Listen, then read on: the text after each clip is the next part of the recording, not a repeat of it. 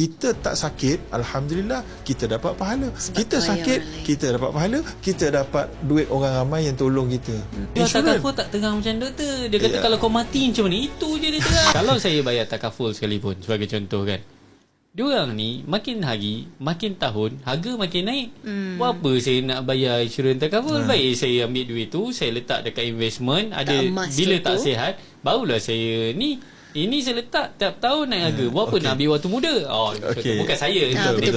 Betul. Lagi I campur netizen lagi satu. Yang pertama, waktu sihat kita kena lindung. Dan package yang ada disediakan oleh takaful sebenarnya better daripada emas. Betul. Sebab takaful kita bayarlah bulan-bulan, katalah kita mampu RM30. RM30 lah kita ambil paket RM30. Tapi kalau ada kemalangan berlaku, dia boleh cover sampai RM30,000. Sikit lah. Ataupun RM40,000. Kita bayar RM30. Kalau kita bayar RM100, ada yang boleh cover sampai sejuta contoh. Sejuta. Emas, kalau kita baru simpan hari ni, lepas tu setahun akan datang kita accident, cukup ke sejuta? Tak cukup. Maka nampak beza dengan takaful kan? Itu risk reward tadi tu lah. Itu risk reward tadi. Jadi takaful tu lebih baik. Jadi yang kedua, kita kena faham juga, kalau kita bijak, sebab tu hal yastawil ladina ya'lamuna wal ladina la ya'lamun. Allah kata tak ada beza tak orang yang reti yang tak reti, yang tahu yang tak tahu. Beza. Bila saya bayar takaful punya contribution tiap bulan, nama dia tabarruk. Nama dia derma.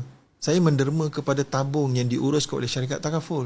Kalau ada orang dalam grup saya sakit, dia pakai duit saya antaranya. Dia boleh pakai duit saya.